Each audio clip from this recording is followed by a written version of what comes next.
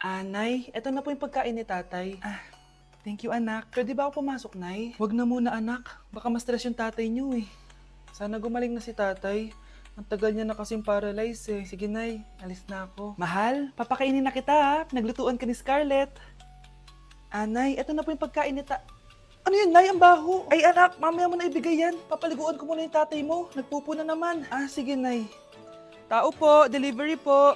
Ano po yun? Kay Susan po, importante daw po to. Si nanay. Ako na lang po magbibigay sa kanya. Nay, may nagpapabigay po nito sa inyo. Binasa mo ba to, anak? Hindi po, Nay. Wag na wag mo tong babasahin, ha? Sige po, Nay. Mamamalengke lang ako na uulamin natin, ha? Ikaw muna magbantay ng bahay. Ano yun? Bakit sobrang baho naman? Saan nanggagaling yun? Dito sa kwarto nila nanay. Tay, nagpupo ka na naman, no? Yung envelope to, Death certificate? Hindi naman patay si tatay, Hello po. Buti naman po, ma'am, sinagot niyo na. This is St. Peter's Funeral. Kailan niya po ipapaimbasa mo yung asawa niyo? Isang linggo na rin po kasi baka bumaho po yung bangkay niya. Anak, alam kong nasa kwarto ka ng tatay mo. Si nanay. Ang dami na namang hugasin! Anak, maghugas ka ng plato dito? Sige po, Nay. Huwag mong hugasan yan. Bakit? Inuutosan tayo ni nanay, oh. Ano ba? Nakakapagod maghugas ng plato. Anak, okay ka lang? Okay lang ako, Nay. Nay, pwede ba akong sumama sa gala ng mga kaibigan ko? Ay, hindi pwede. Gabi na, oh. Delikado na sa labas. Sige po, Nay. Anong sige? Huwag mong papakinggan yan. Sumama ka. Pero tama si nanay. Delikado na lumabas. Hindi mo ba naintindihan, ha? Masaya doon. May inuman. Madaming lalaki. Anak, pa-check up na kita. Ay, di na, Nay. Okay lang ako. Anak, eto na pagkain mo. Bitawan mo ako. Nasasaktan ako. Bakit? Makulit ka, di ba? Sabi kong ayaw ko maligo. Ano ba? May putok na ako. Maligo na tayo. Ayoko! Anak, ano nangyayari sa'yo? Hayaan mo sila. Huwag mo silang papakialaman. Dahil isa ka din naman may saltek. Pero nag-aalala lang naman ako sa anak ko. Nagmana lang naman yan sa'yo. Nay, may saltik ka din? Death certificate? Hindi naman patay si tatay, Anak, alam kong nasa kwarto ka ng tatay mo. Si nanay. Anak! Nay, tawag niyo po ba ako? Wala. Kala ko nasa loob ka eh. Sige, Nay. Gagawin ko na po ng pagkain si tatay.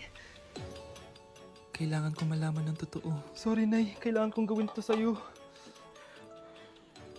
Nay, ito na po pala yung pagkain ni tatay. Ginawan din po pala kita. Buti naman naisip mo pa ako.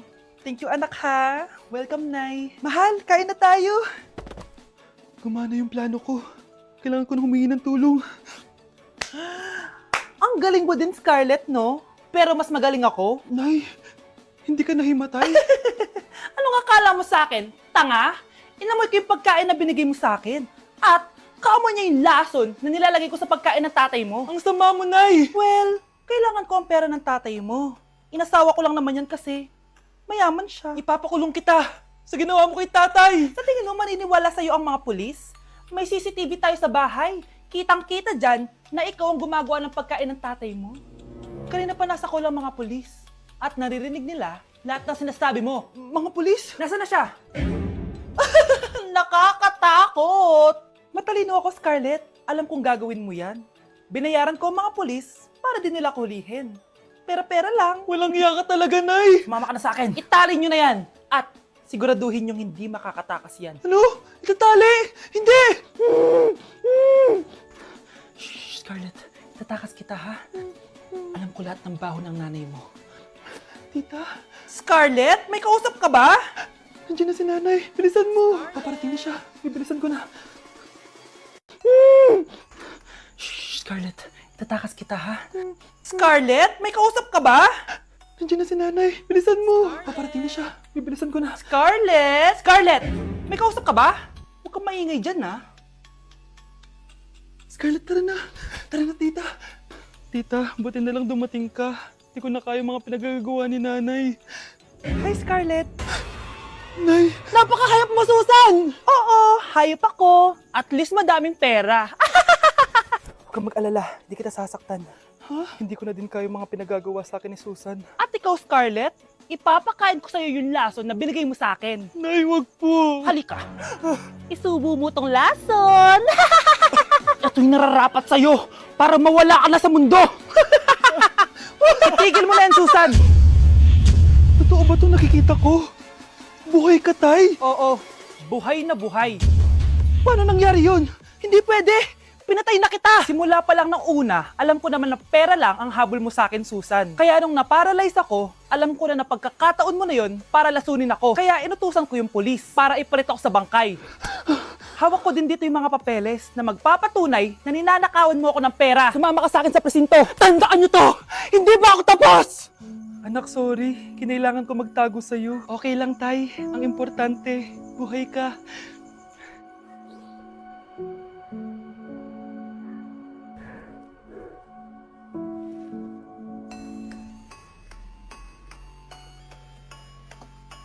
Happy birthday, anak! Anong wish mo sa birthday mo? Ang wish ko, sana magka-tablet na ako para makapaglaro na ako ng Roblox. O sige, pag natulog ka, pagkagising mo, may tablet ka na. Talaga, Nay? Matutulog na ako. Excited na ako. Totoo nga! May tablet na ako!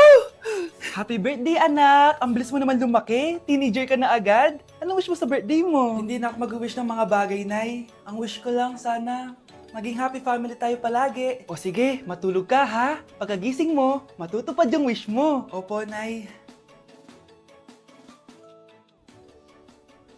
Nay? Nay? Nay? Ba't walang tao dito? Kuya? Ate? Teka, si Kyle ba yun? Lumabas ba sila, nanay? Nay? Kyle? Anong ginagawa mo dito sa labas? Hinahanap ko po sila, nanay. Oh, Kyle! Nandiyan ka lang pala. Balik ka na doon sa bahay. Naghihintay na si nanay. Talaga, ate? Yay! Tita, sama na kayo. Sige, tara. Kyle! Nay, happy family na ba tayo? Oo naman, anak. Yay! Scarlett?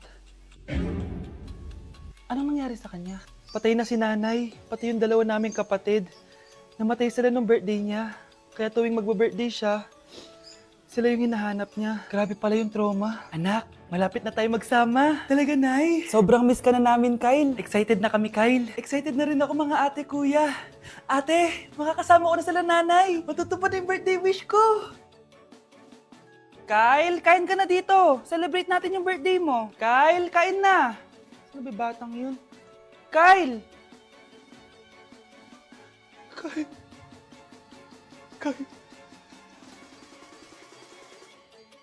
Grabe, ang pangit ko pala dati nung bata ako. Sino itong tumatawag? Hello? Scarlett, wag kang papasok bukas sa school, ha? Ha? Bakit? Sino ka ba? Basta, sundin mo na lang ako, please. Ano yun? Ang weird. Oh, anak, hindi ka pumasok? Opo, Nay. Masakit po yung pagkaramdam ko eh. Pagaling ka, anak, ha? Anak, yung school mo, nasusunog. Nasusunog, Nay? Totoo nga yung sinasabi ng caller kanina. Grabe. Buti na lang, anak, hindi ka pumasok sa school ngayon. Sino na naman tumatawag na to?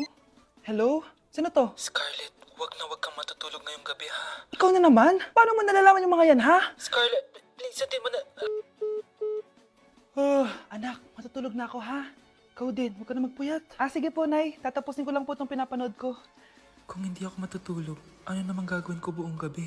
Matutulog na lang ako. Baka niloloko lang ako ng caller na yun. Nay! Nay! Gising, Nay! Ano nangyari, anak? Binabangungot ka, Nay! Buti gising ka pa. At nagising mo ako. Sino ba talaga yung caller na yun? Sino ka ba talaga, ha? Bakit alam mo lahat ng mga masasamang mangyayari? Gusto mo ba talaga ako makilala, Scarlett? Oo! Dahil hindi ako matatahimik! Magkita tayo malapit sa puno ng mangga. Hello? May tao ba dyan? Hi, Scarlett. Ikaw ba yung caller? Gusto mo ba talagang makita kung sino ako? Oo. Ako ikaw, Scarlett. Galing ako sa future. Ikaw ako? Kailangan kong ayusin yung mga nangyaring masama. Paano? Paano nangyari yun? Basta, Scarlett, ayusin mo yung mga desisyon mo sa buhay, ha? Sige na, baka mahuli pa ako ng mga humahabol sa akin. Sandali! Sino humahabol sa'yo? Tama na! Ano to? Wala na namang ulam? Mahal, pangako, bukas may kakainin na tayo. Sinabi mo rin yan kahapon. Paano tong anak natin, ha? Paano natin ito bubuhayin? Mahal, please. Magtulungan tayo. Makakaahon din tayo dito. Ayoko na. O ito, ikaw na maghalaga niyan. Mahal, please. Huwag mo naman kaming iwan. Babalik na ako sa dati kong buhay. Sa buhay na nakakakain ako na masarap. Sa buhay na nakakapag-party ako. Sa buhay na prinsesa ako. Ayoko na ng gantong buhay. Mahal, please. Babawi ako. Kaya mo na yan. At wag mo na ako gugulin, ha? Anak, pangako hindi kita iiwan, ha? Nandito lang ako para sa'yo. Hindi kita papabayaan. Okay, Mr. Ramon? Ma'am, tanggap na po ba ako sa trabaho? Sorry sir. Based sa resume mo, hindi ka pala nakapagtapos ng college. Ang hanap po namin is college graduate. Uy, Ramon, mukhang galing ka sa interview, ah. Natanggap ka? Hindi nga eh. Baka may alam kang pwede kong pasukan ng trabaho. Pwede ako. Sige, sabihan kita, ha? Salamat, Susan. Dami naman basura dito. Ramon, may hiring daw yung kakilala ko at pwede ka daw doon magtrabaho. Ha? Talaga? Sa wakas, mabibilin ko na lahat ng pangangailangan ng anak ko. May anak ka pala? Oo. Iniwan kami ng nanay niya dahil di niya kaya tong gantong buhay. Hayaan mo, hindi mo deserve yun. Wow, ang bilis. May pumalit na agad sa akin. Mali ka nang iniisip. Alam mo ba, Ramon, nabibili ko na lahat ng gusto ko ngayon. Kumakain kami sa magandang restaurant at nakatira ako sa mansyon. Ha? Honey, tara na. Ipag-shopping pa kita mamaya. Baka malit pa tayo sa dinner natin. Okay, honey, papunta na. At ikaw, babae ka. Kung ayaw mong masira ang buhay mo, layuan mo yung lalaking yan.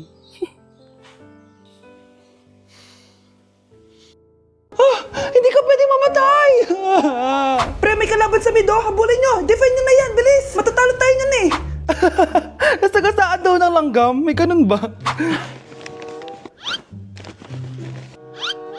Excited na ako kumain. Hala, magkikis na sila. Ah! Let's go, guys! Ayan, malapit na! Yes! Manalo! Bakit ganun siya tumawa? Grabe, ubos agad! Wala na naman! Grabe kayo! Ako bumili tapos kayo kumain! Next time kasi, Nay, bilhin mo na lahat ng crispy patata sa supermarket. Sige po, madam. Hala, iba na section ko? Saan yung section 1? Ba't napunta ako dito?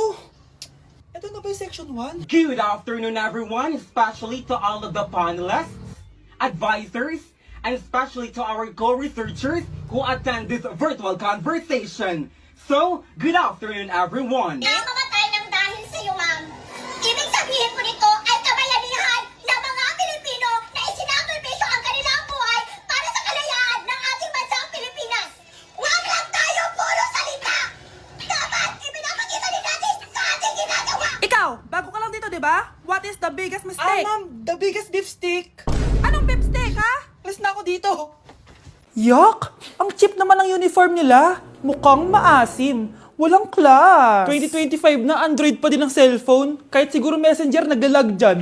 Ang ganda nga ng uniform, ang sasama naman ng ugali. Naka-iPhone ka nga, talo ka pa din naman sa ML. Ipabuhat yarn. Ang baho siguro ng classroom nila, no? Tapos nag-aagawan pa sa electric fan kasi wala naman silang aircon. Feel ko pinapalo sila ng teacher nila kapag nagkakamali sila. Ang boring siguro sa classroom nila. Mas masaya pa rin talaga sa public school, no? Balita ko, mga korap mga magulang niyan. Kaya madaming pera. May araw din kayo, men. Nakatikim na kaya sila ng steak? Feel ko hindi nila afford. Nakatikim na kayo ng pagmamahal sa magulang? Oh, sa pool!